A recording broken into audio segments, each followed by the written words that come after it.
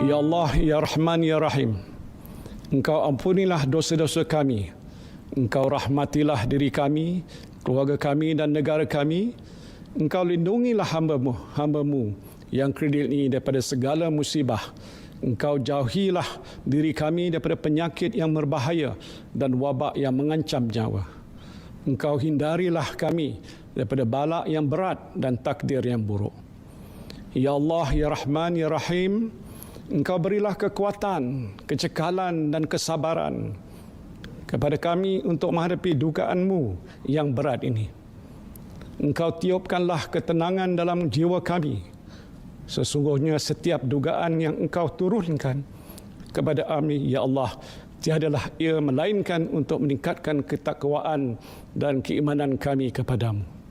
Ya Allah, Ya Rahman, Ya Syafi, Engkau berilah kesembuhan kepada saudara-saudara kami yang dijangkiti wabak coronavirus, walau di mana saja mereka berada. Sesungguhnya tiada penyakit yang tidak dapat Engkau sembuhkan. Ya Allah, tiada mara bahaya yang tidak dapat Engkau jauhinya dari kami, Ya Allah. Kami bermohon kepadamu, Ya Allah, lindungilah kami, selamatkanlah kami, sejahterakanlah kami. Rabbana zalamna anfusana wa illam taghfir lana wa tarhamna lanakunanna minal khasirin. Rabbana atina fid dunya hasanah wa fil akhirati hasanah wa qina azabannar. Wa sallallahu ala sayyidina Muhammadin wa ala alihi wa sahbihi wa sallam. Walhamdulillahi rabbil alamin.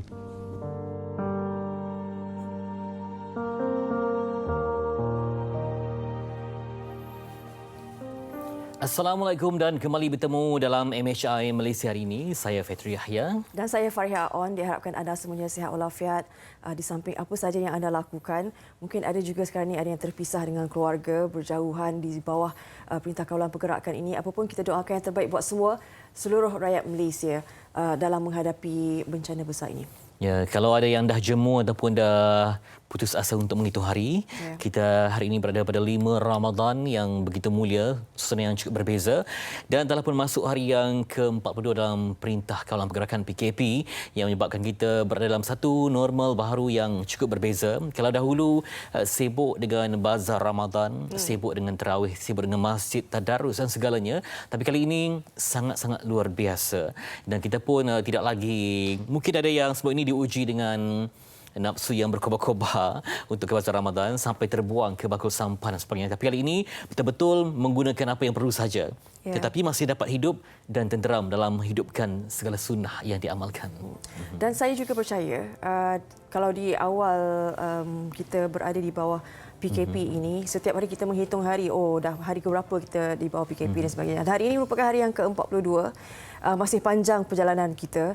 Jadi kita perlu tahu bahawa tanggungjawab kita, apa yang kita perlu lakukan, masih perlu mematuhi semua arahan yang telah diberikan, walaupun saya rasa mungkin ada yang segelintirnya telah merasa sangat selesa apabila melihat statistik semakin berkurangan mengenai kes positif COVID ini. Kabarnya ada juga rakan tugas kita pagi ini kata, banyak kereta dah semakin macam tak ada ni pun kawalan dan sebagainya. Tetapi kereta tu semakin banyak macam hari-hari biasa sebelum. Ya, mungkin orang mencari peluang baru. Tetapi kalau anda keluar pun nak ke mana? Sebab majoriti pusat beli belah tutup dan tak ada keluar lain. Mungkin ada yang cuba untuk pulang ke rumah ayah bonda yang terdekat dan kita harapkan kita terus tingkatkan kerjasama. Ramadan melatih kesabaran sebab kita masih lagi dalam tempoh perjuangan.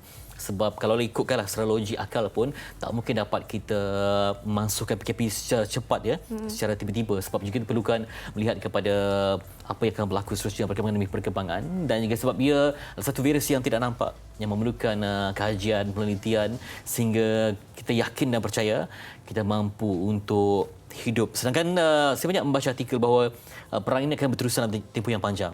Sekalipun tanpa PKP, tapi perang itu dari segi gaya hidup, dari segi jarak sosial, semuanya akan berterusan hingga dimaklumkan nanti. Jangan terleka apa yang kita lalui sekarang kan. Kadang-kadang rasa dah cukup selamat bila angkanya semakin mengecil. Dan kita nak tahu juga bagaimana perkembangannya. zon merah sekarang ini setakat semalam hingga 12 tengah hari mengatakan bahawa masih lagi kekal 13 kawasan dan Kuala Lumpur merupakan antara yang mencatatkan tertinggi lebih 400 kes dan Lembah Pantai masih lagi mendominasikan lebih daripada separuh kes yang telah dicatatkan. Kita mengharapkan tidak ada pertambahan zon merah kan yang kita lihat sekarang ini. Kita gusar dan sekiranya ada masih lagi yang degil.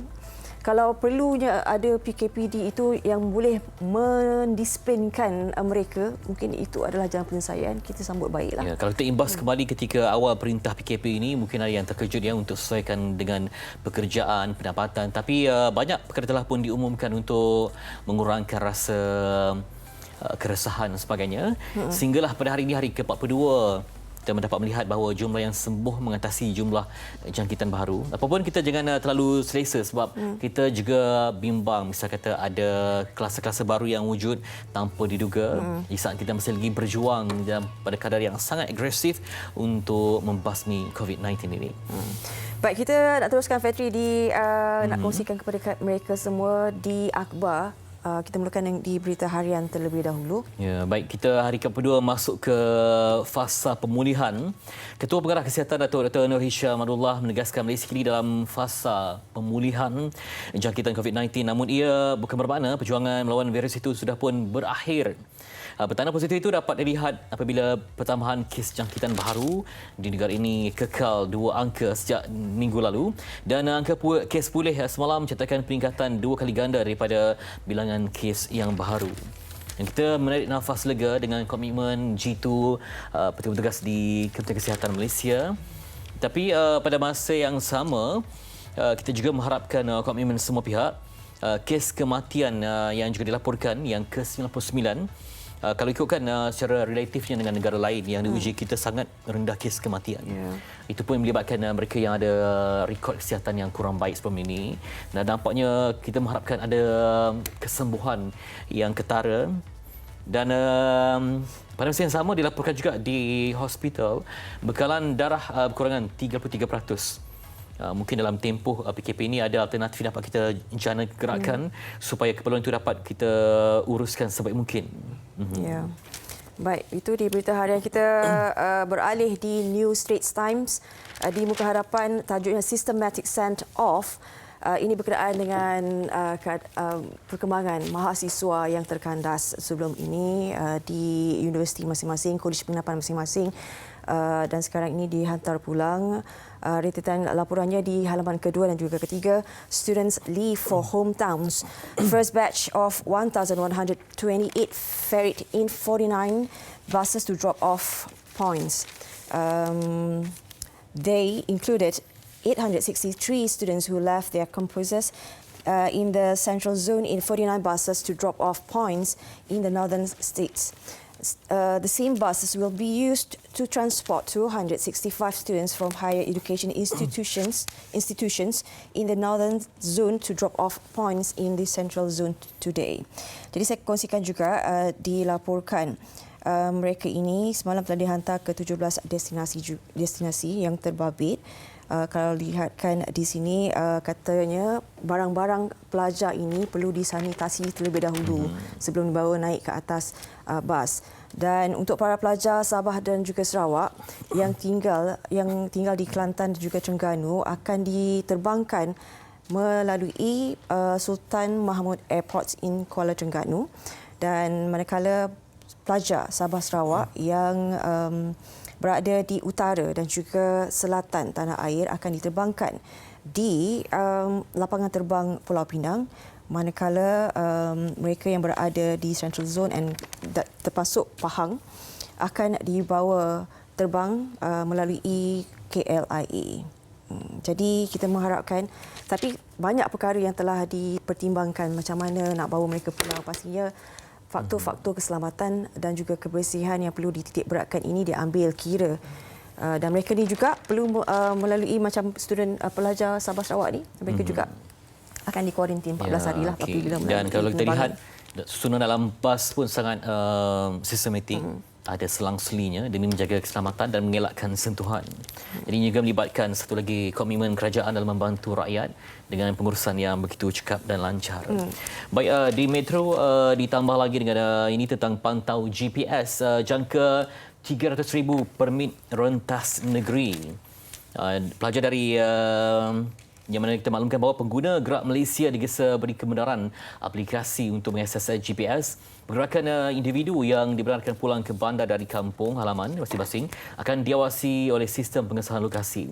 Dan Pengarah Jabatan Siasatan Jenayah GSTA Bukit Aman, Datuk Huzir Muhammad berkata, pengguna perlu memberi kebenaran kepada aplikasi itu untuk mengakses GPS. Ia bagi mengesahkan lokasi semasa pemohon, seterusnya membolehkan pergerakan diluluskan. Kadang-kadang ada yang mungkin menipu, yang mengelak ataupun mengambil jalan mudah dengan pelbagai helah, tetapi kita memerlukan kerjasama. Dengan permit pergerakan dijana melalui kod QR dalam aplikasi telefon pintar, ramai hanya perlu menunjukkan kod itu ketika melalui sekatan jalan raya untuk pihak berkuat kuasa untuk melakukan pemeriksaan. Jadi ini satu lagi kemahiran yang kita perlu ada dan kerjasama yang perlu diberikan. Polis juga akan memastikan setiap permohon diterima adalah untuk tujuan yang dibenarkan saja. Jadi kita akan menilai bagaimana trend permohonan yang diterima melalui aplikasi Gerak Malaysia. Jadi hasilnya akan diangkat ataupun dimaklumkan kepada pihak kerajaan supaya tarikh pergerakan yang diumumkan semalam dapat dikaji semula dan diselaraskan mengikut jumlah permohonan.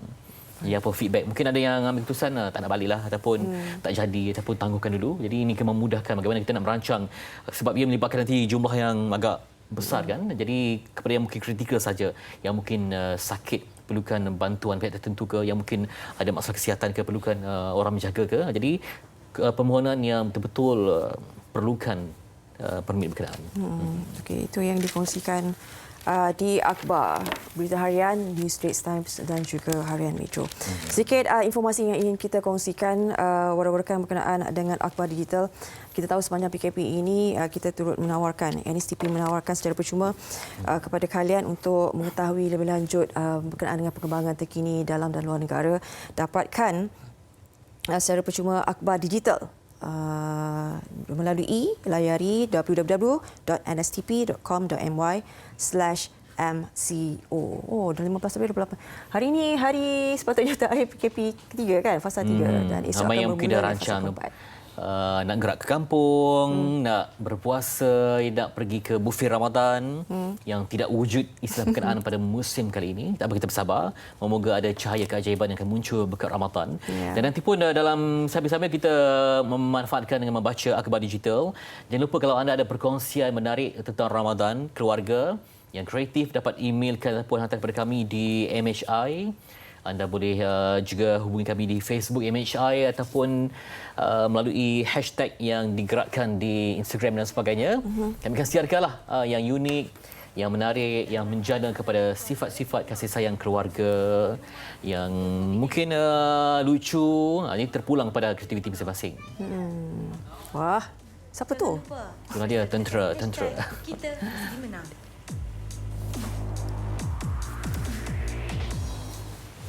Stay at home.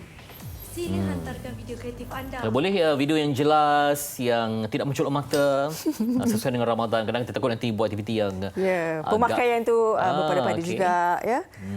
Gerak kalau macam kan kreatif macam-macam kan. Kalau nak lakukan pergerakan pun pastikan pergerakan yang anda lakukan itu sesuai untuk seluruhnya you. Kadang kalau boleh mungkin maaf ada sensitif sikit. Kalau boleh jangan memalukan diri sendiri. Kalau orang terlalu nak tunjuk yang dia tu kreatif kan sampai buat pelik-pelik lah. Kalau boleh kita juga sambil kita berkongsi, kita menjaga tertib dan kesantunan kita sebagai rakyat Malaysia yang berbudi dan kaya dengan hemahnya. Okey, baik. Nanti MHI kita akan membincangkan berkenaan dengan pengampunan di bulan Ramadan. Kita tahu bahawa bulan Ramadan ini bulan yang sangat suci, bulan yang sepatutnya kita audit diri kita kembali. Jadi bagaimana nanti kita akan bicara bersama tetamu melalui panggilan video bersama Ustaz Jafri Abu Bakar. Dan sebelum tu kita akan beretika sebuah doa yang berterusan untuk kita semua.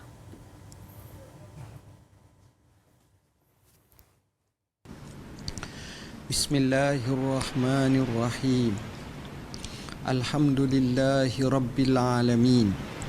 والصلاة والسلام على أشرف الأنبياء والمرسلين وعلى آله وصحبه أجمعين. اللهم يا حي يا قيوم يا ذا الجلال والإكرام يا أكرم الأكرمين ويا أرحم الراحمين. اللهم يا الله برحمتك نستغيث ومن عذابك نستجير. أصلح لنا شأننا كله ولا تكلنا إلى أنفسنا طرفة عين ولا أقل من ذلك. اللهم إنا نعوذ بك من جهد البلاء ودرك الشقاء وسوء القضاء وشماتة الأعداء. اللهم إنا نعوذ بك يا الله نعوذ بك يا الله من زوال نعمتك وتحول عافيتك وفجاءة نقمتك وجميع سخطك. اللهم يا الله يا رحمن يا رحيم يا ذا الجلال والإكرام نسألك العفو والعافية. نسألك يا الله سلامة في الدين وعافية في الجسد وزيادة في العلم وبركة في الرزق وتوبة قبل الموت ورحمة عند الموت ومغفرة بعد الموت. اللهم يا الله يا رحمن يا رحيم يا ذا الجلال والإكرام نعوذ بكلمات الله التامات من شر ما خلق. اللهم إنا نعوذ بك من البرص ومن الجنون ومن الجذام ومن سيء الأسقام. اللهم يا الله يا رحمن يا رحيم يا ذا الجلال والإكرام يا قاضي الحاجات ادفع عنا البلاء والوباء يا الله يا الله يا الله. اللهم ربنا آتنا في الدنيا حسنة وفي الآخرة حسنة وقنا عذاب النار وأدخلنا الجنة مع الأبرار يا عزيز يا غفار يا رب العالمين. وصلى الله على سيدنا محمد وعلى آله وصحبه وسلم والحمد لله رب العالمين.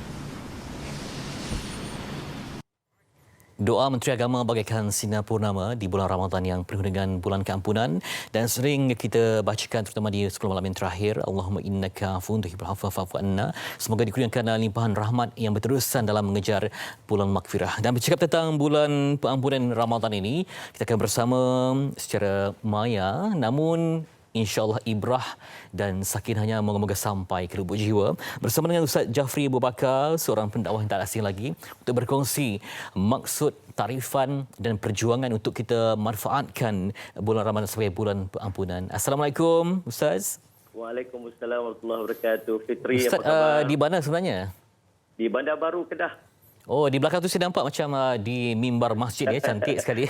Ini dalam madrasah saya, Fitri. Alhamdulillah. Ya, patutlah nampak macam ilmu. Hari ini pun kita nak berkongsi ilmu walaupun secara maya. Sebab Ustaz, Ramadan ini tak lengkap kalau tanpa kita rujuk kepada Quran dan juga bulan pengampunan ya. Kalau misal kata bulan-bulan yang lain adalah bulan yang penuh dengan lara dan sebagainya, maka bulan inilah penawar untuk mendapatkan pengampunan. Jadi bagaimana dikatakan bulan Ramadan ini sebagai bulan maghfirah ataupun pengampunan? Silakan Ustaz. Insya-Allah, salli ala sayyidina Muhammad. Alhamdulillah kita masih diizinkan oleh Allah untuk berada dalam bulan Ramadan, bulan yang Nabi SAW dan ulama menyebutkan tentang bulan pengampunan ataupun bulan maghfirah. Sepanjang 12 bulan, 11 bulan dalam kehidupan kita, banyak kesilapan yang kita lakukan. Salli ala sayyidina Muhammad, sama ada kita sengaja ataupun tidak kita sengajakan, subhanallah, maka ada di sana ada satu bulan yang Allah sediakan yang menanti-nanti untuk mengampunkan seluruh dosa-dosa yang pernah kita lakukan. Sehingga subhanallah, Allahumma salli ala sayyidina Nabi SAW menyebutkan man shama ramadanan imanan wa ihtisaban ghufira lahu ma taqaddama min dzambi.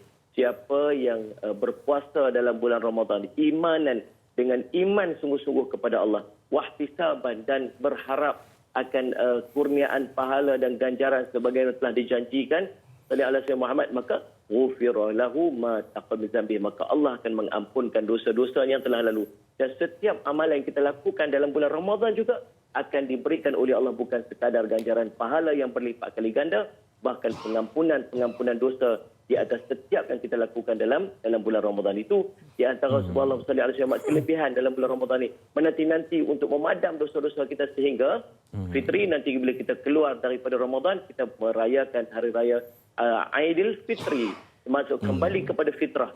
Sebab apa? Sebab kembali pada fitrah dengan maksud kita telah bersih daripada dosa, kembali kita dalam keadaan fitrah, bersih daripada dosa-dosa kita di sisi Allah SWT. Itu di antara kelebihan bulan Ramadan yang Allah berikan kepada kita, insya-Allah. Baik Ustaz, pastinya kita dah dapat permohonan ini ada proses, perlu ada ilmunya dan tak boleh kita hanya sembrono untuk buat amalan kan tanpa ilmu yang lengkap. Jadi apa amalan yang mengundang kepada pengampunan? Kadang kita buat itu tapi tak rasa kemanisan. Jadi macam mana kita berbuat sesuatu amalan yang mengundang pada rahmat dan pengampunan Allah? Ada mungkin tertib je Ustaz untuk kita sampaikan? Okey, masya-Allah. Bagus soalan ni, macam soalan SPM dah nampak gaya ni. Allahu salli ala Muhammad.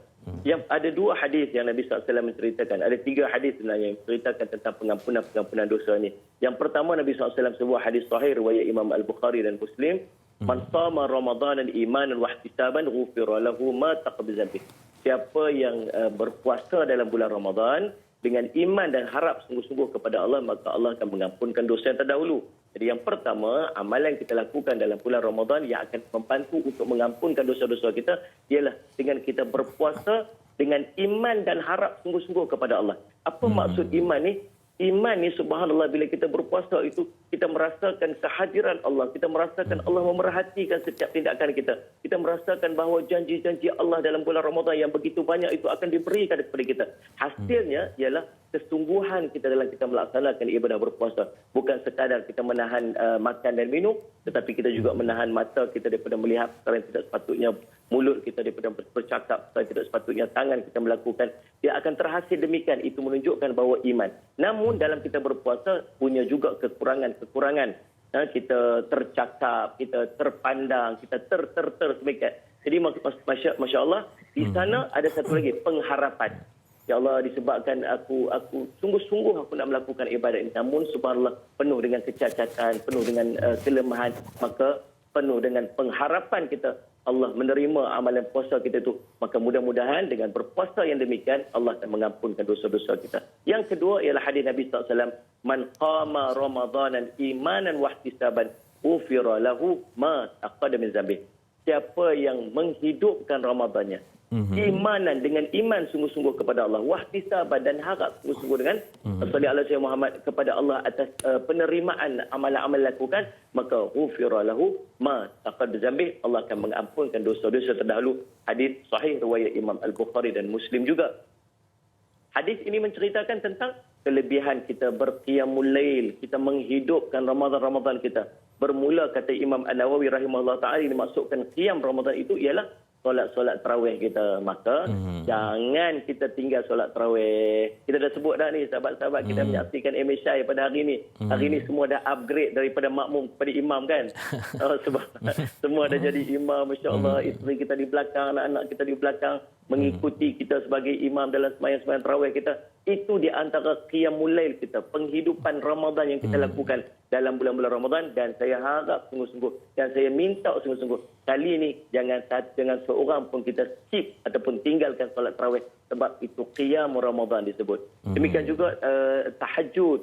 Allahumma salli ala Muhammad, bacaan Al-Quran kita pada setiap hari, subhanallah, salli ala Muhammad. Ini semua disebut sebagai qiyamul lail, penghidupan Ramadan. Kita menghidupkan Ramadan dengan 2 syarat ni lagi sama juga, imanan. Kita beriman sungguh-sungguh atas janji-janji Allah dalam bulan Ramadan. Yang kedua, wahtisaban, pengharapan. Walau dalam keadaan kita nak melakukan qiyamul lail, kita nak beribadat kepada Allah, tapi kita juga tahu bahawa kita punya banyak kelemahan dalam kita melakukan ibadat tersebut. Lalai kita, keletihan kita, tak khusyuk kita, tak sedap kita, seolah macam memaksa diri. Namun di sana ada satu pengharapan yang sangat tinggi di sisi Allah, supaya Allah menerima amalan-amalan kita.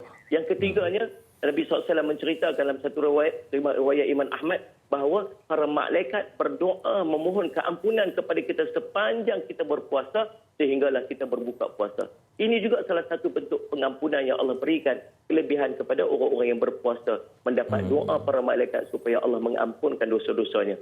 Jadi subhanallah, banyak ruang-ruang dalam bulan Ramadan yang perlu kita usahakan dan kita bersungguh-sungguh dalam melakukan supaya kita mendapat pengampunan yang sempurna dalam bulan Ramadan ini, insya-Allah. Ya Ustaz, sebagai manusia biasa kita berinteraksi dengan Quran kan dan mengharapkan pengampunan ini. Jadi apakah tanda kita mendapat pengampunan itu? Sebab kadang-kadang contohnya kita juga merasakan muraqabah ya, merasai pengawasan Allah sekalipun tak ada orang memandang, tapi kita merasai diawasi 24 jam. Jadi itu mungkin juga sebagai satu tanda bahawa iman kita, ibadah kita diterima dalam Ramadan ini. Silakan Ustaz. Ya, demikian yang disebutkan oleh ulama. Ada tanda-tanda bahawa dosa-dosa kita telah diampunkan. Di antaranya, tuan-tuan, subhanallah, penonton Indonesia yang dikasihi sekalian, kita merasa lebih ringan untuk melakukan ibadat. Sepatutnya bila kita masuk Ramadan, kita dah mula melakukan ibadat, amalan-amalan kita makin bertambah ringan. Kita makin merasa sedap dengan amalan-amalan tersebut. Itu di antara tanda dosa-dosa kita diampunkan. Sebaliknya, kalau tanda dosa kita tidak diampunkan, kita makin merasa malas, kita makin rasa susah. Sebab tu saya nak ajak tuan-tuan sekalian, setiap pagi sebelum kita bersahur, sebelum kita makan pada waktu pagi, sebelum kita bangun masak, bangunlah walau 2 rakaat untuk kita melakukan sunat tahajud.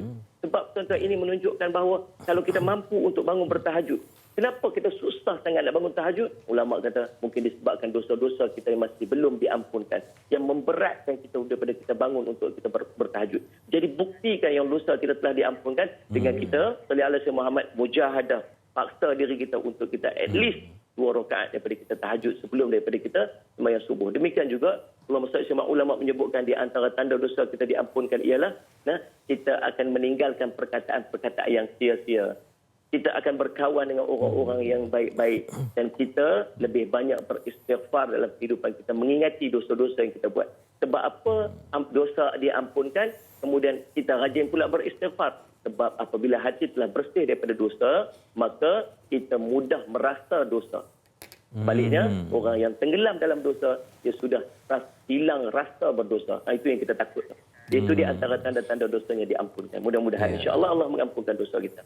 Ya, moga kita tenggelam, tapi tenggelam dalam kenikmatan Ramadan yang tidak berpenghujung sehinggalah pada akhirnya. Sebab kita tak mahu menjadi penyembah Ramadan, auzubillahi min zalik, tapi menjadi sebagai bulan tarbiyah madrasah yang terindah untuk kita semua. Baik Ustaz, masa yang agak terhad. Terima kasih banyak berkongsi ilmu dan pengalaman. Moga ada keringanan dalam melakukan ibadah yang disebutkan tadi. Amin ya rabbal alamin, insya-Allah. Ya, Ustaz Jafri Abu Bakar, pendakwah yang berkongsi ilmu tentang bulan pengampunan yang melatih jiwa raga segenap inci tubuh kita, batin rohani digarap dengan ilmu yang berpengetahuan. Selepas ini kita akan berkongsi pula tentang cuaca di Malaysia. Pagi tadi hujan di sekitar Lembah Kelang. Jadi apakah berpanjangan? Semuanya lepas ini dalam Malaysia, kita teruskan selepas ini.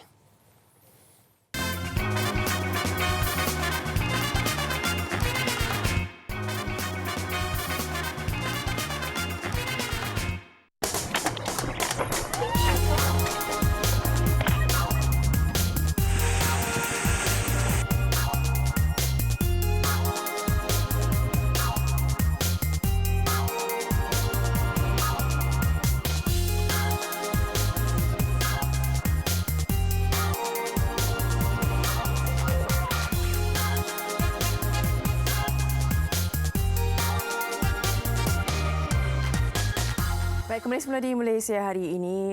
Sedikit kita nak kongsikan tadi, Fetri dah cakap mengenai cuaca sekarang ni.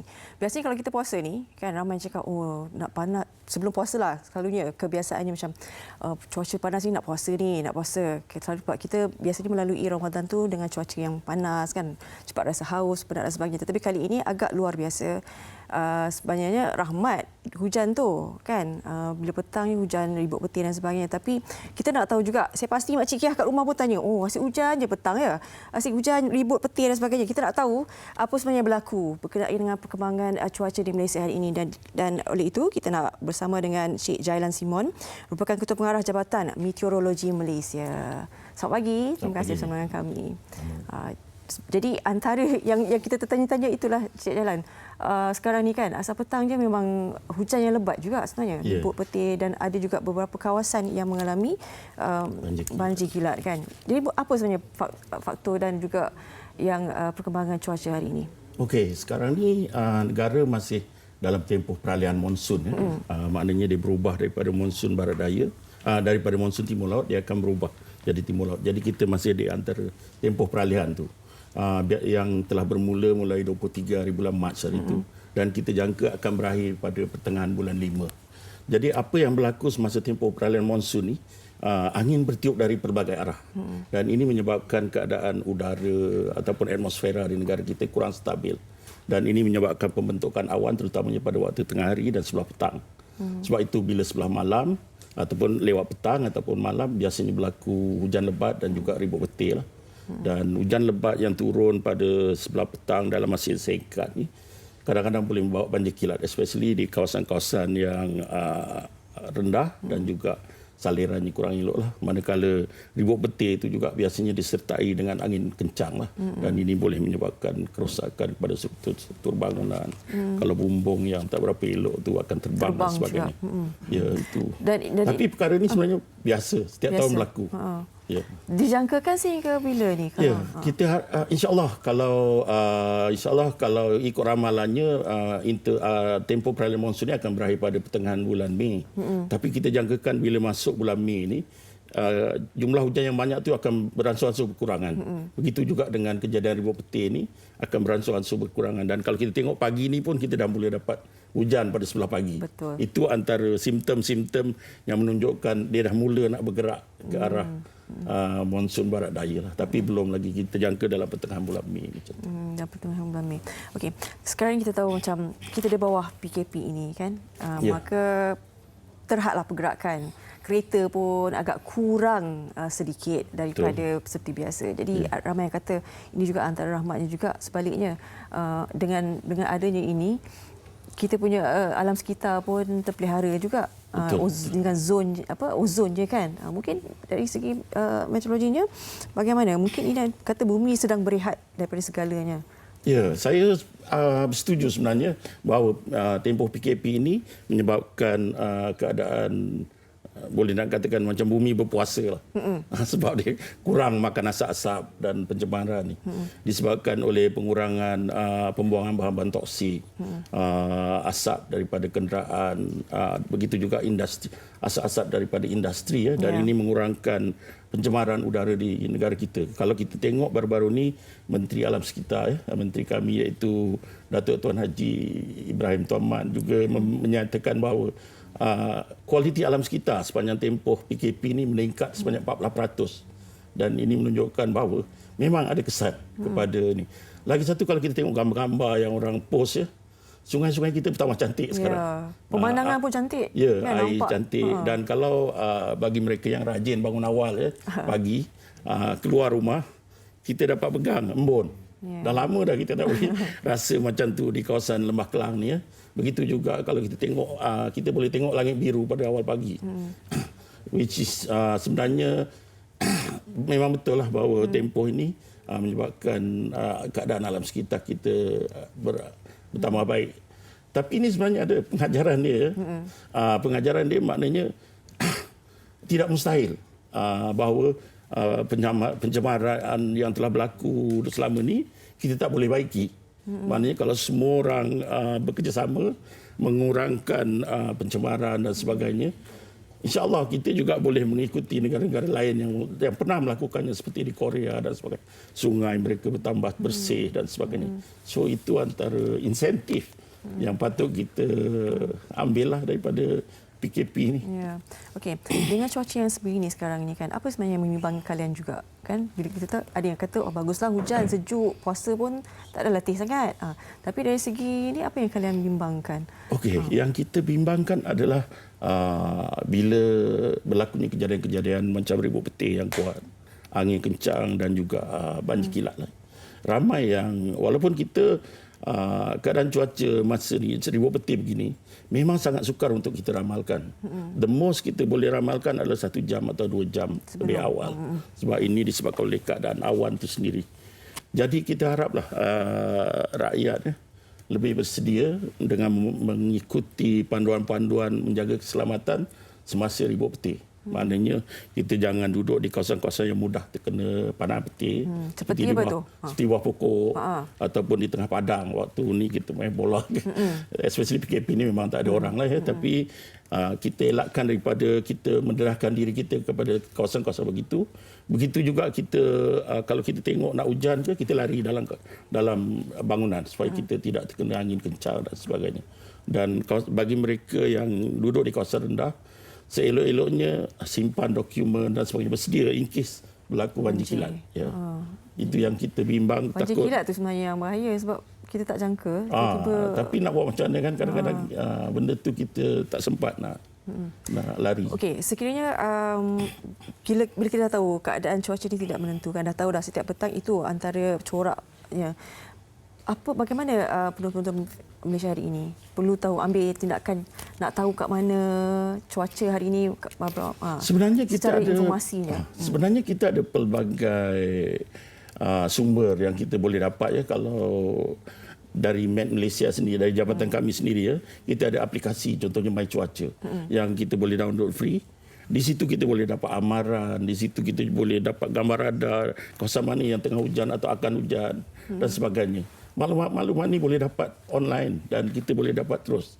Begitu juga dalam laman web kita, begitu juga di radio-radio ya. Biasanya kita memang ada siaran melalui radio dan sebagainya mengenai amaran-amaran cuaca ni. Jadi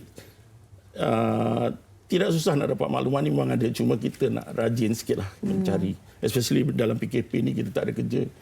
Usaha sikit baca cari sikit ni kan informasi terkini untuk diri sendiri dan juga untuk ahli keluarga juga kan, kadang kita bimbang kan. Ya, betul. Okey, mungkin sedikit nasihat dan juga harapan daripada pihak meteorologi sendirilah kepada rakyat Malaysia dalam keadaan cuaca yang sebegini. Okey, dalam keadaan cuaca sebegini macam saya kata tadilah, kita patut aware dengan apa yang akan berlaku, ikut garis panduan yang diberikan. Dan begitu juga kita perlu mengawasilah anak-anak kita dan seluruh kaum keluarga kita dan alert dengan apa yang akan berlaku. Ikuti nasihat-nasihat yang diberikan oleh kerajaan. Begitu juga kalau bolehlah ya, harapan saya kita sama-sama menjaga alam sekitar kita supaya kita boleh tinggalkan something yang baik kepada anak cucu kita di kemudian hari, supaya alam sekitar kita sentiasa bersih dan kita kata negara kita sentiasa aman, selesa di ini dan pelancong suka datang ke negara kita.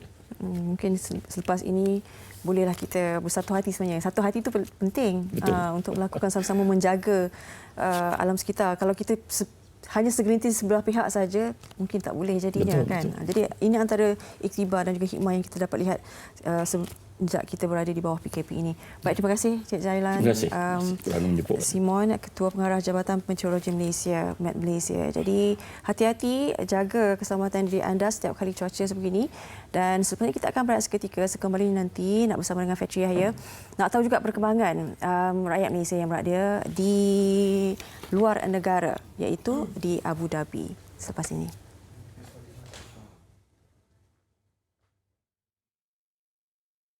Bismillahirrahmanirrahim. Alhamdulillahilladzi anzala ala 'abdihi alkitaba wa lam yaj'al lahu 'iwaja qayyiman liyunzira ba'san shadidan min ladunhu wa yubashshiral mu'minina alladhina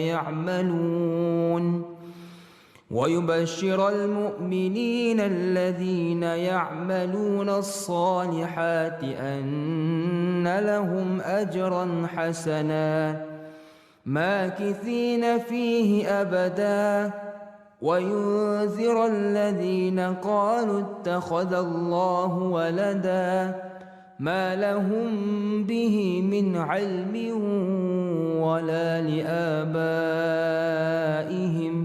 كبرت كلمة تخرج من أفواههم إن يقولون إلا كذبا فلعلك باخئ نفسك على آثارهم إن لم يؤمنوا بهذا الحديث أسفا إنا جعلنا ما على الأرض زينة لها لنبلوهم أيهم أحسن عملا وإنا لجاعلون ما عليها صعيدا جرزا أم حسبت أن أصحاب الكهف والرقيم كانوا من آياتنا عجبا إذ أوى الفتية إلى الكهف فقالوا ربنا آتنا من لدنك رحمة وهيئ لنا من أمرنا رشدا صدق الله العظيم. Doa umpama jalinan ke syurga yang menjadi madrasah dalam kehidupan. Baik, kita nanti akan bersama dengan warga Malaysia di Emirat Arab Satu, UAE, spesifiknya di Abu Dhabi, yang kalau kita perhatikan kepada data Abu Dhabi juga berdepan dengan ancaman yang juga serius, dengan dilaporkan bahawa ada 490 kes baru dilaporkan di UAE dengan 6 kematian dan 112 penyembuhan. Dan kita nak bersama dengan Cik Ahmad Najmi Sadali, rakyat Malaysia di Abu Dhabi untuk berkongsi pengalaman berpuasa dan juga menempuhi cabaran COVID-19 di sana. Assalamualaikum Cik Ahmad Najmi. Waalaikumsalam warahmatullahi wabarakatuh. Saudara Fitri. Baik, alhamdulillah. Sekarang ni di Abu Dhabi 4.45 lebih kurang ya? Lebih kurang 4.45 pagi. Siap dengan keluarga. Jadi bagaimana perbezaan kali ini berpuasa di rantauan ketika musim COVID-19 ini? Tadi saya difahamkan baru lepas bersahur ya? Alhamdulillah baru lepas bersahur. Pukul 4.30 tadi masa waktu subuh. Jadi ni tengah get ready untuk solat subuh lah ni. Alhamdulillah. Siap ni. Dah berapa lama di UAE? Kami ni tahun yang ke-9 lah. Ini Ramadan yang ke-9 kami berada di Abu Dhabi. Wah, subhanallah. Tahun ni kita nampaklah banyak perbezaan daripada tahun-tahun lepas lah. Macam kat mana-mana pun. Kita agak suram lah tahun ni. Kena perjalanan semua terhad. Dan kita semua kat rumah lah. Aktiviti-aktiviti kat rumah dan juga online macam ni lah. Cik Ahmad Najmi bekerja dari rumah ke atau perlu ke pejabat pada waktu tertentu? Dah 4 minggu dah kami bekerja dari rumah. Jadi most of the time kami berada di rumah dah, tak keluar dari rumah. Kalau tengok dekat sini, kita punya PKP bermula daripada pukul 8 malam hingga pukul 6 pagi. Jadi waktu siang sebenarnya kami masih boleh bergerak keluar lah untuk aktiviti harian. Cuma kita digalakkan untuk berhati-hati, kena pakai topeng dan juga penjarakan sosial tu memang agak dipandang serius lah di sini. Ya, bila kerajaan Arab UAE melaksanakan pelbagai perintah ini, jadi apa yang berlaku di sekitarnya? Biasanya kalau kita perhatikan UAE ini kota seperti Dubai, Abu Dhabi ini sentiasa meriah dengan pelancong dan sebagainya. Jadi sekarang ni nampak tak perbezaan yang ketara berlaku? Ya. Kita nampak sangat dia punya perbezaan sebab kalau kita tengok kan dah rasanya dalam 3 minggu atau 4 minggu dah lockdown. Tak ada lagi penerbangan masuk dan keluar kecuali penerbangan untuk repatriation untuk mengantar balik rakyat-rakyat terkandas. Jadi kalau kita tengok dekat sini dekat Abu Dhabi memang nampak kuranglah pergerakan mall, tempat-tempat menarik semua tutup. Jadi tak ada aktiviti. Semua public places, tempat-tempat orang pun tutup. Jadi tak ada. Memang sangat sunyi lah kalau kita compare dengan waktu-waktu lain. Betul. Jadi apakah kerajaan di sana juga menghalang ataupun menghadkan tarawih di masjid ataupun memang tak boleh langsung? Sekarang ni memang dah sejak daripada penutupan masjid 4 minggu lepas, minggu kelima ni, memang tak ada aktiviti. Di masjid pun tarawih tak ada. Memang dikeluarkan fatwa untuk solat tarawih di rumah. Cuma sekarang bila bulan Ramadan, waktu perjalanan tu dilonggarkan sikit hingga daripada pukul 10 malam hingga pukul 6 pagi. Kalau waktu-waktu lain daripada 8 malam hingga 6 pagi. Jadi ada sedikit kelonggaran kat situ lah. Ya. Baik, dikelilingi Cik Ahmad Najmi semuanya bunga ya? Alhamdulillah. Ada 4 orang anak perempuan, ni isteri saya. Seorang anak yang nombor 2 tu dia kat Malaysia. Dia belajar di UIA. Sekarang lockdown di kampung je lah. Jadi pastinya ramai perempuan tu aktiviti kewanitaan banyaklah ya. Mungkin buat kuih ke apa. Dapat dikongsikan? Macam-macam kuih dah dicuba kan. Yang tak pernah dicuba pun dicuba. Malam bubur kacang. Oh, okey, sedapnya.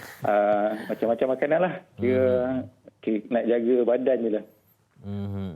Dari segi akses kepada maklumat di sana supaya memastikan keselamatan warga Malaysia dan semuanya. Jadi macam mana melihat kepantasan maklumat itu membantu dalam komunikasi untuk menghalang COVID-19 ini di UAE?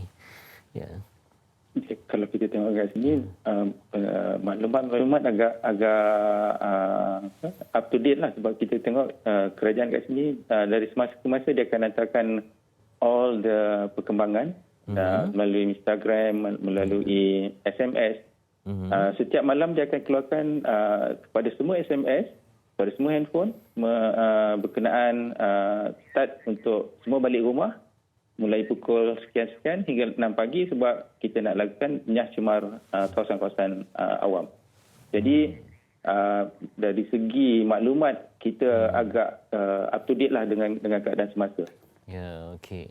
Nak tanya sikit dengan permaisuri rumah cinta hati pada Cik Ahmad Najmi, Puan Nurhayati ya? Puan Nurhayati ya. Okey, baik. Jadi macam mana Perintah Kawalan Pergerakan DUI ini telah pun mengubah corak kehidupan sekeluarga, sebab wanita ni kan kunci kebahagiaan dalam keluarga. Jadi macam mana ia telah pun mengubah warna-warni dalam rumah itu? Silakan.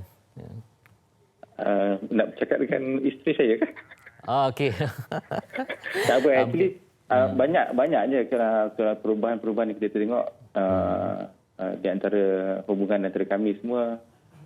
Memang biasalah kalau dah duduk kat rumah tu kan. Jadinya bilik tidur dah jadi office, jadi kita jadikan tempat-tempat tu sebagai kawasan larangan di waktu pagi, waktu siang.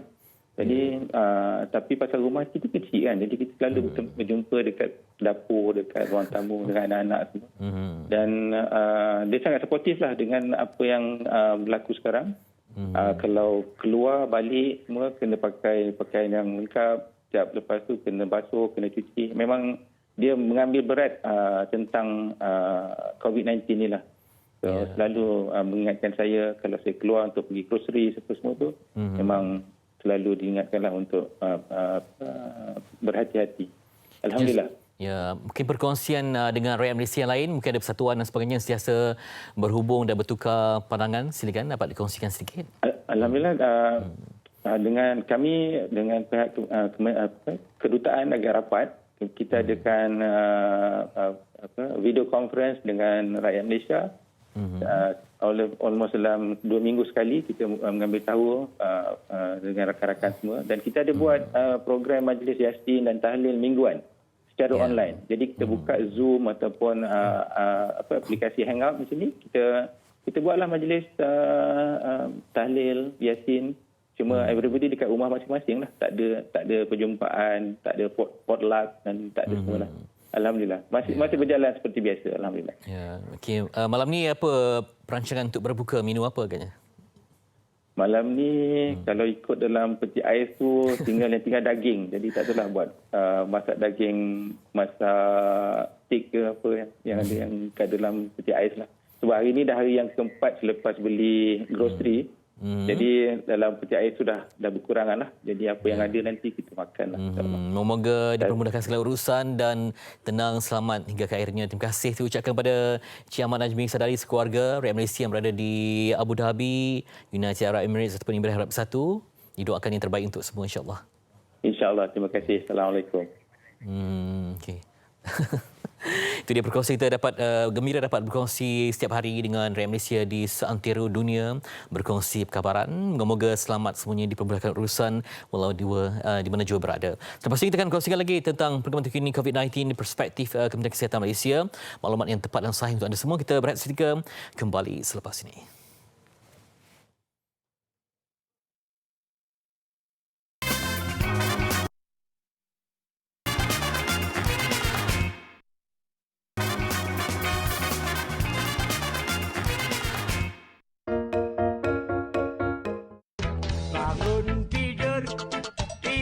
lagi, bangun lagi, tidur lagi, bangun, tidur lagi.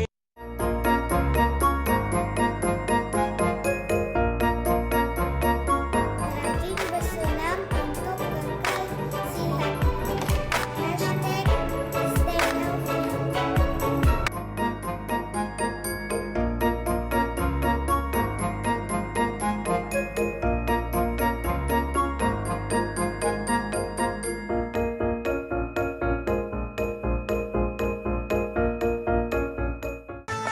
Ramadan tiba, Ramadan tiba, Ramadan tiba. Marhaban ya Ramadan, marhaban ya Ramadan, marhaban ya Ramadan, marhaban ya Ramadan.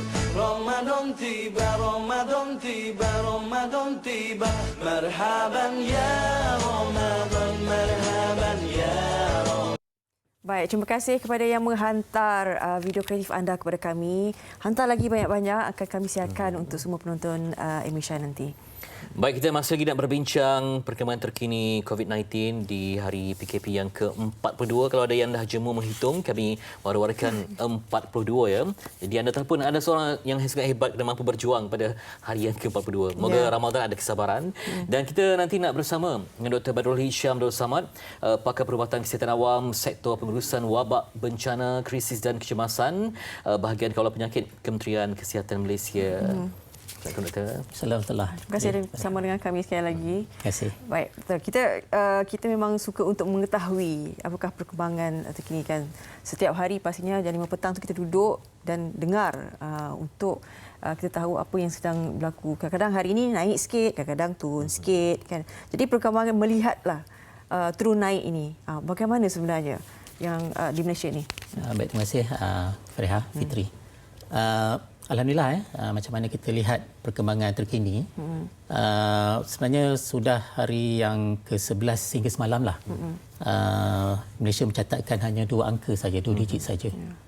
Kes-kes baru COVID-19 yang dicatatkan ya. Jadi maknanya jangkaan kita sebelum ni nampaknya alhamdulillah berjaya lah. Yang mana kita kata PKP fasa 2 dan fasa 3 untuk melandaikan dan untuk menurunkan ya. Jadi kita nampak PKP fasa 3 ni alhamdulillah daripada angka 3 digit, 3 angka pada PKP yang kedua, PKP yang ketiga berakhir hari ini kita lihat pada angka hanya 2 digit saja ya. So itu menunjukkan satu perkembangan yang baiklah. Begitu juga kalau kita perhatikan tentang kematian juga telah turunlah maknanya ya. Ada harinya kita tiada kematian ya. Tapi sebelum ini kita ada, akhir sekali kita ada satu kematian lah yang memberi angka kepada 99 kematian ataupun 1.7%. Jadi ini satu perkembangan sebenarnya secara keseluruhan yang amat baik. Tapi bagaimanapun dengan PKP yang keempat ni kita masih mengharapkan orang ramai masih lagi patuh kepada arahan PKP untuk duduk diam di rumah dan sebagainya, sebab kita agak gusar sikit sejak akhir-akhir ini ada yang tidak begitu mematuhi PKP ni, ada yang keluar bersama pasangan ya, keluar bersama ahli keluarga untuk membeli belah dan sebagainya. Jadi sepatutnya ini tidak berlaku lah, sebab kita nak terus memutuskan rantaian COVID-19 sebab perjuangan kita menentang COVID-19 ini belum berakhir lagi sebenarnya. Pasti ramai yang tertanya berapa lama lagi diperlukan kalau ikut kepada kajian mungkin dari segi konteks virologi dan sebagainya untuk memastikan ia betul-betul pada tahap yang selamat sebelum kita dapat sekarang ini dalam normal baru kan. Jadi nak memecahkan kebiasaan itu perlukan masa yang begitu panjang. Baik, kalau kita lihat daripada kenyataan media yang dibuat sendiri oleh Ketua Pengarah Kesihatan Malaysia ya, KKM mengambil kira juga panduan daripada Pertubuhan Kesihatan Sedunia WHO ya, yang mana kalau kita nak mengangkat PKP ini, dia tidak boleh dilakukan secara serentak sebab kita semua bimbang takut berlaku surge ataupun peningkatan yang mendadak ya. Jadi digariskan ada 6 prasyarat utama lah yang perlu kita lihat kalau kita nak longgarkan PKP ini secara berperingkat-peringkat, iaitu kawalan sempadan, border control. Jadi kalau sekarang ni kita lihat pun masih lagi berlaku larangan penerbangan ke luar negara dan masuk ke dalam negara. Keduanya ialah kawalan pergerakan, macam mana yang kita lakukan sekarang, ya, PKP masih lagi perlu dipatuhi, ya, oleh semua. Yang ketiganya ialah melihat dari segi sistem kesihatan kita yang mantap lah. Setakat ini alhamdulillah, ya, maknanya kita mempunyai kapasiti yang lebih lah. Dari segi bilangan katil, ya, bilangan ventilator, bilangan katil ICU, ya, berbanding dengan kes-kes yang kita tangani sekarang, ya, dan sememangnya di dalam peringkat penurunan lah. Yang seterusnya ialah yang keempat ialah kita perlu melindung mereka yang berisiko tinggi, ya. Jadi antara sasaran KKM terutamanya bagi zon-zon yang telah pun kita kata hijau, ya. Jadi antara cabaran berikutnya lah macam mana kita nak melindungi mereka yang berisiko tinggi dalam zon hijau tersebut. Contohnya mereka yang golongan warga tua, ya. Golongan kanak-kanak, mereka yang berpenyakit kronik dan sebagainya. Baik, yang seterusnya, yang kelima, yang Fitri sebutkan tadi, new normal, norma baru, ya. Jadi walaupun PKP kalau kata boleh dilonggarkan secara berperingkat-peringkat, tapi kita tiada pilihan tetapi untuk mengamalkan norma yang barulah. Contohnya penjarakan sosial, ya.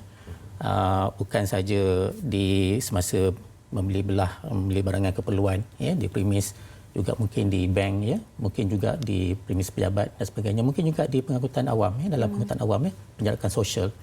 Dan seperti biasa amalan mencuci tangan yang kerap, ya, dan juga kalau mereka yang bergejala perlu menutup mulut dan hidung. Dan akhir sekali yang keenam adalah penglibatan komuniti secara seluruhnya, membantu KKM, membantu agensi-agensi kerajaan untuk sama-sama terus membendung dan memutuskan rantaian COVID-19 ini, dan juga penglibatan komuniti dalam mencapai elemen-elemen yang tadi semua tu, ya, melindungi mereka yang berisiko, sama membantu mengelakkan pergerakan yang tak perlu dan sebagainya. Bukan itu saja, Fitri, itu adalah antara saranan kalau kita boleh nak mula melonggarkan PKP dalam negara, ya. Tapi kalau balik pada soalan Fitri tadi, kalau kita melihat kepada serantau dan global, ianya lebih mencabarlah, ya. Sebab 180 negara sekarang ini dijangkiti COVID-19, ya. Sekarang ini dah mencecah melebihi 3 juta kes dengan lebih 200,000 kematian, ya.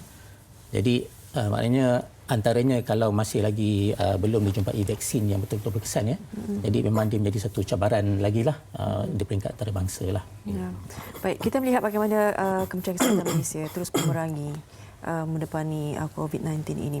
Dan difahamkan juga KKM telah wujudkan satu aplikasi My Sejahtera yang boleh dimuat turun ke dalam penggunaan handphone. Mungkin boleh kongsikan bersama dengan kami. Baik, aplikasi My Sejahtera ini sebenarnya dibangunkan bersama, ya, oleh beberapa kementerian dan agensi kerajaan, ya, oleh KKM sendiri, oleh Majlis Keselamatan Negara, Suruhanjaya Komunikasi dan Multimedia Malaysia, begitu juga oleh unit pembenaran pentadbiran dan pengurusan perancangan Malaysia Mampu, dan juga MOSTI, Kementerian Sains, Teknologi dan Inovasi.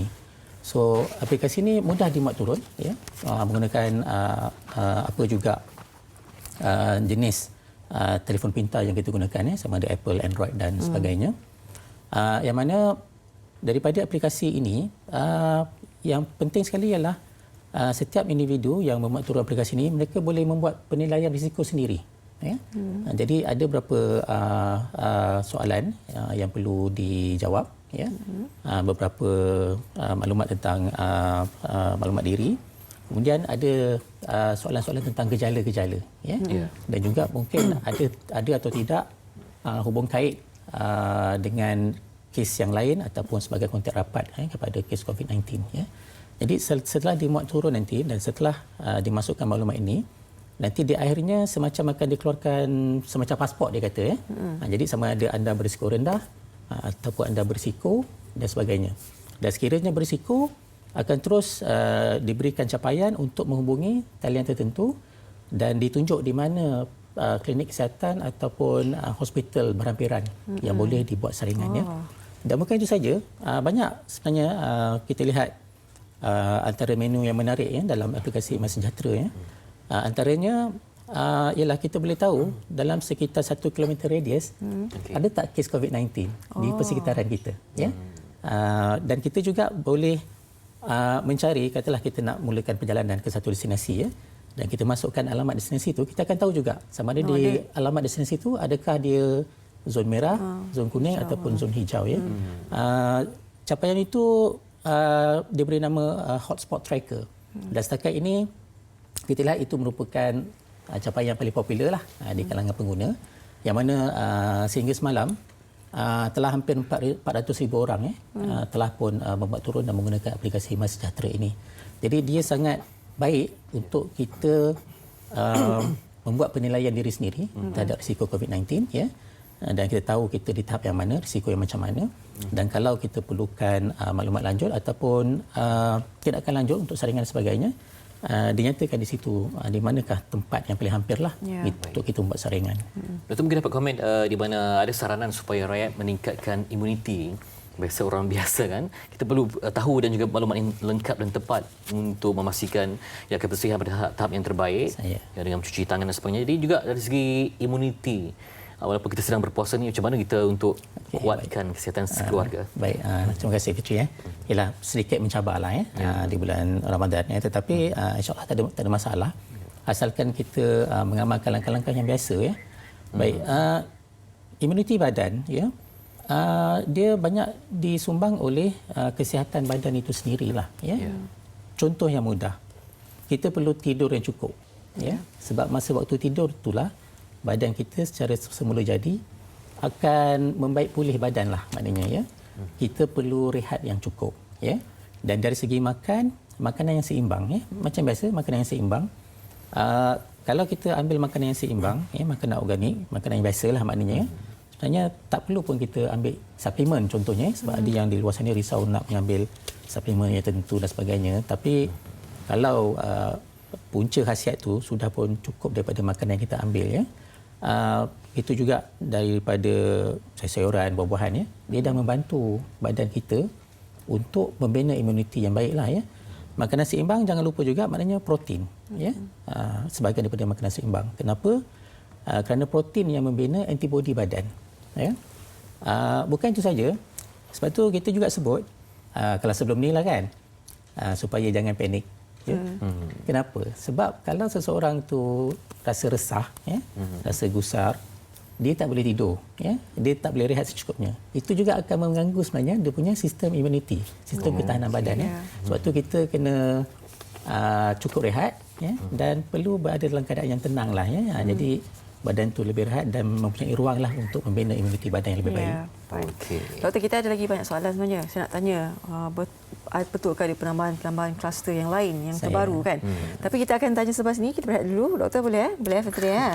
Okey, kita damaikan mungkin tenterakam jiwa sambil menyalin nota lah, takut lupa. Kembali selepas ini.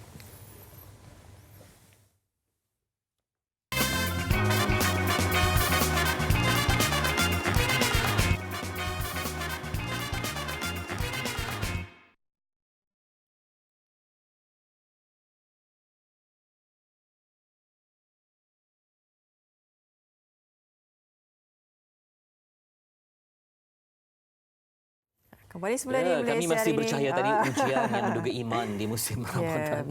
Apa-apa kita masih lagi bersama dengan Dr. Badrul, Dr. Badrul Hisham Abdul Samad, pakar perubatan kesihatan awam, sektor pengurusan wabak, bencana, krisis dan kecemasan, bahagian kawalan penyakit Kementerian Kesihatan Malaysia. Dan kami sedekah untuk anda. Sedekah sebab anda boleh hubungi kami secara langsung di MHI ataupun di Facebook, tanya soalan kepada doktor yang bersedia untuk menjawab soalan yang ilmiah dan padu, ringkas dan tepat untuk kita kongsikan bersama pada pagi ini. Ini talian 0377261603. Baik doktor, kita kembali pada persoalannya. Kita nak tahu juga sekarang ni, adakah wujud lagi kluster baru yang kita rasa kalau kluster baru itu membimbangkan juga? Baik Fariha, kalau kita perhatikan memang ada wujud kes-kes baru daripada kebanyakannya daripada kluster yang sedia ada, tapi dalam keadaan yang terkawal lah. Kenapa? Pertama kita lihat berapa kes yang baru kita kesan daripada PKPD yang sedia ada. Perintah Kawalan Pergerakan diperketatkan, ya. Contohnya di mana? Contohnya di Selangor Mansion, ya, ada lagi beberapa pertambahan kes baru. Juga contohnya di Menara City One, ya, Menara Plaza City One, ya. Ada juga beberapa kes baru yang muncul lah, ya, tetapi dia telah pun sedia ada di bawah PKPD. Jadi dalam pemantauan langsung KKM lah. Bukan itu saja, sebagaimana semua maklum juga, kita juga masih mencatat beberapa kes baru daripada mereka yang pulang, ya, daripada luar negara, ya. Contohnya para pelajar kita yang pulang daripada Indonesia, ya. Tapi sama juga semua maklum, setiap mereka yang balik daripada luar negara, memang kita akan terus tempatkan mereka di stesen-stesen kuarantin, ya. Jadi kalau berlaku pengesanan kes yang baru, masih lagi dalam keadaan yang terkawal lah, sebab dalam pemantauan di bawah kuarantin KKM. Baik. Baik, ada pemanggil pertama yang dapat tembusi talian MHI pagi ini. Hello, Assalamualaikum. Hello. Assalamualaikum. Hello. Assalamualaikum. Salam. Ya, baik. Okey. Silakan soalannya kepada doktor. Ya. Okey, nama saya Farhan. Saya dari Sarawak. Setakat ni kita dengar kes kematian COVID-19 di Malaysia hanya melibatkan orang dewasa. Paling muda pun 20 lebih ke? 30 lebih ke? Ya. Tapi kita tak dengar lagi setakat ni bayi atau kanak-kanak yang terlibat dengan kematian. Adakah kanak-kanak atau bayi ada imuniti dia tersendiri daripada terjangkiti virus ini? Baik, terima kasih Cik Farhan. Okey. Okey, terima kasih. Baik, sebenarnya Cik Farhan maklum, dan juga umum maklum, kebanyakan kes-kes kematian kita memang melibatkan mereka yang berumur lebih 50 tahun, juga ramai juga yang berumur 60 dan 70-an lah. Dan rata-rata juga mereka ini juga mempunyai faktor-faktor risiko yang lain, iaitu penyakit-penyakit kronik, ya, seperti penyakit jantung, darah tinggi dan kencing manis, ya. Cik Farhan ada sebutkan tadi, ada seorang yang muda, memang saya ingat ada satu kematian berumur 27 tahun, ya. Tapi dia juga ada penyakit kronik sebenarnya, ya. Dia ada penyakit buah pinggang, ya. Dan alhamdulillah kita tak ada kematian di kalangan bayi dan kanak-kanak, ya, alhamdulillah, ya. Begitu juga kalau kita lihat keseluruhan kes COVID-19 di Malaysia pun memang bukan saja di Malaysia, juga di serata dunia amat rendah di kalangan bayi dan kanak-kanak, ya. Alhamdulillah, ya. Selalunya bila penyakit berjangkit, ya, wabak penyakit berjangkit kepada manusia, memang antara yang kita paling risau ialah dua golongan yang utama, iaitu golongan yang paling muda, bayi dan kanak-kanak, dan golongan yang umur lanjut, ya. Tetapi untuk COVID-19 kita melihat semacam mereka di peringkat usia yang sangat muda ni seolah-olah macam dilindungi, protected, ataupun tidak berlaku peribakan yang banyaklah. Memang sebab kita bimbang mereka yang berumur muda ni, kanak-kanak dan bayi, sebab sistem imuniti badan mereka belum matang lagi, ya. Tapi ada kemungkinan juga kita lihat sebab daripada awal lagi apabila berlaku COVID-19, ya, sekolah telah ditutup, ya, tadika nursery telah ditutup, dan mereka memang tidak keluar rumah lah, ya, berbanding dengan orang dewasa, terutamanya lelaki, ya, sebab mereka yang banyak keluar rumah, ya, jadi mereka terdedah kepada jangkitan sebeginilah. So ini satu pengembangan yang baiklah, ya, dan kita pun tak nak anak-anak kita dijangkiti apatah lagi kematian, ya. Setakat ini memang kita tak mencatatkan apa-apa kematian lah di kalangan kanak-kanak di Malaysia, ya, alhamdulillah. Ya, baik. Ada lagi pemanggil yang kedua di talian. Hello. Cik Ismadi, Assalamualaikum. Waalaikumsalam. Ya, baik. Saya nak tanya satu question kepada doktor lah. Okey, silakan Cik Ismadi. Yang sebenarnya kalau coronavirus ni, sekiranya kalau betul-betul dah tak ada ke special medicine untuk coronavirus? Itu sajalah doktor. Ada apa? Ada apa tadi soalan? Vaksin, ya. Vaksin. Oh, vaksin. Okey, baik. Terima kasih Cik Ismadi, ya. Cabaran pada masa kini ialah masih belum ada lagi vaksin yang dihasilkan, ya, untuk diguna pakai oleh umum lah. Tetapi sebagaimana kita tahu, perkembangan semasa memang banyak negara-negara yang sedang bekerja lah, ya, untuk menghasilkan vaksin, ya. Contoh seperti di United Kingdom, ya, telah pun memulakan ujian ke atas manusia, ya. Malahan kita di Malaysia juga tidak ketinggalan sebenarnya, ya. Institut Penyelidikan Perubatan IMR di Kuala Lumpur juga sedang melakukan ujian makmal, ya, untuk potensi vaksin-vaksin ini. Dan kita dimaklumkan sebenarnya ada 3 potensi vaksin lah yang sedang cuba dibangunkan oleh Institut Pendidikan Perubatan ya, dengan kerjasama beberapa universiti lah, termasuk Universiti Melaya ya, dan juga termasuk Universiti Putra Malaysia ya. Tetapi cabaran asal kita ialah sebab virus COVID-19 ni kita tahu dia daripada genetik kita panggil RNA ribonucleic acid. Jadi antara ciri-ciri ribonucleic acid ni dia tak stabil, dia sangat mudah berubah. Ya, dia sangat mudah berubah. Dan saya ingat maklum pun tahu sekurang-kurangnya kita ada 3 strain yang utama sekarang ni ya, A, B dan C. Dan kalau di Malaysia ataupun di rantau sebelah sini lebih kepada strain B ya, daripada China, dan juga strain C ya. Jadi apabila berlaku mutasi virus ni dengan cepat, jadi itu memberi cabaran kepada saintis dan juga pengeluar vaksin untuk kita dapatkan ciri-ciri sebenar virus ni untuk dijadikan vaksin ya. Itu antara cabarannya lah. Bagaimanapun kita mengharapkanlah agar di kalangan negara-negara ini dan juga para saintis mereka berjaya jugalah suatu hari nanti untuk menghasilkan vaksin. Tapi bagaimanapun dijagakan vaksin ini hanya akan tersedia dalam tempoh 12 bulan hingga 18 bulan yang akan datang ya. Maknanya paling awal pun ialah pada tahun hadapan. Mungkin ada yang terdiam ya mendengar penjelasan itu. Baik, jadi sekarang ni bagi KM sendiri, apa cabaran yang ditempuhi? Kita tidak ada masalah dari segi kekurangan fasilitas dan juga ubatan ya. Jadi apa lagi cabaran yang perlu ditempuhi sekarang ini untuk menuju ke satu fasa pemulihan yang betul-betul unggul, Doktor? Baik, sebagaimana yang disebut berulang kali oleh Ketua Pengarah Kesihatan Malaysia ya, pada fasa pemulihan sekarang ni, kita berada di fasa pemulihan ya. Kita paling risau jika berlaku kelalaian, alpa ataupun complacent. Itu yang kita bimbang ya. Sebab tu perlu diteruskan sedikit masa lagi PKP yang keempat ini ya. Tetapi seperti yang saya sebutkan tadi ya, maknanya setiap individu perlu patuh kepada arahan PKP ini ya. Perlu duduk diam di rumah sebab kita perlu terus memutuskan rantaian ini ya.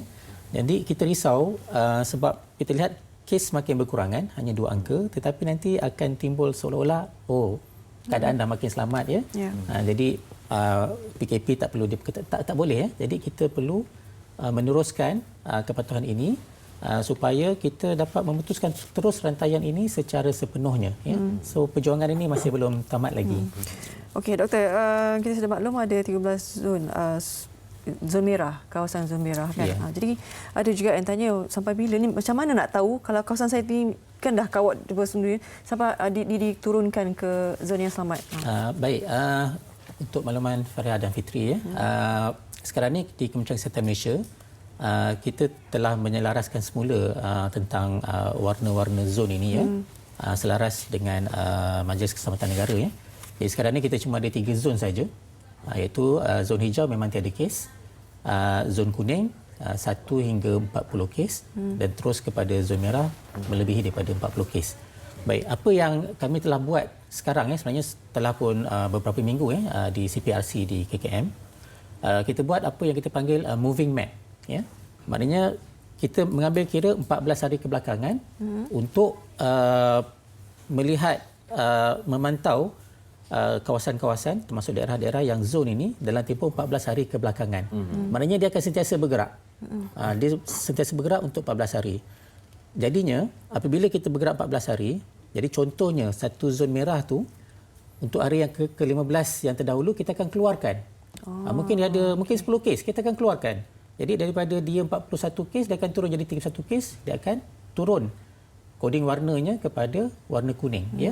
Jadi kita menggunakan pergerakan ini, pergerakan setiap 14 hari. Jadi maknanya mana-mana zon merah dan juga zon kuning dia akan boleh cepat berubah asalkan dia tidak ada penambahan kes baru yang mendadak. Jadi itu juga sebenarnya akan membantulah. Mungkin ada yang bertanya, kita dah keluarkan 10 kes tadi, bukankah dia masih belum selesai lagi? Ada kemungkinan kes itu masih lagi dirawat tetapi mereka telah pun kita asingkan, telah pun kita rawat di hospital. Ya. Jadi dia bukan berada di komuniti. Jadi kita menggerakkan setiap 14 hari ini, jadi kes-kes yang kita keluarkan itu sebenarnya telah pun diuruskan, telah pun dirawat ataupun diasingkan ataupun telah pun sembuh. Ya. Jadi dia agak selamatlah untuk kita teruskan pergerakan 14 hari ini. Kalau ada pertambahan kes baru pun, yang mana kita lihat sekarang ini tak banyak. Jadi sepatutnya dia tak banyak merubah warna zon ini kepada tahap yang lebih teruk, tetapi mungkin dia akan pada tahap yang sama ataupun kurang daripada sebelum itu. Baik, terima kasih penjelasan ilmiah yang diberikan dan kita harapkan kita terus dengan pematuhan dan mendapatkan maklumat yang sahih demi memandu ilmu kita bersama. Sekali lagi terima kasih untuk Dr. Badrul Hisham Abdul Samad, pakar perubatan kesihatan awam, Sektor Pengurusan Wabak Bencana, Krisis dan Kecemasan, bahagian kawalan penyakit Kementerian Kesihatan Malaysia. Semoga ada manfaat dapat kita kongsikan hari ini untuk informasi yang berkekalan di MHI. Yang penting kita kena jujur dengan diri sendiri untuk memastikan apa yang kita lakukan. Kadang-kadang orang kata tak ada penguasa, tak nampak, tak apa. Tapi yang penting di sini ada yang lebih mengetahuinya. Ya, semoga terus kekal sihat dan kita terus memburu maghfirah di bulan pengampunan Ramadan. Jumpa lagi. Assalamualaikum.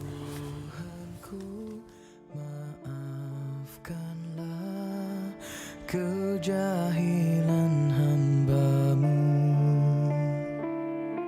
ku sering melanggar larangan-Mu dalam sedar ataupun tidak. Ku sering meninggalkan suruhan-Mu walau sedar aku milik-Mu. Tuhanku, ampunkanlah segala dosaku. Tuhanku, maafkanlah kejahilan hamba-Mu. Bilakah diri ini kan kembali kepada fitrah sebelumnya? Pagiku ingat, petangku awal, begitulah silih berganti. Oh Tuhanku, Kau pimpinlah diri ini yang mendamba cinta-Mu. Aku lemah, aku jahil, tanpa pimpinan dari-Mu. Ku sering berjanji depan-Mu, sering jua ku memungkiri. Ku pernah menangis kerana-Mu, kemudian ketawa semua.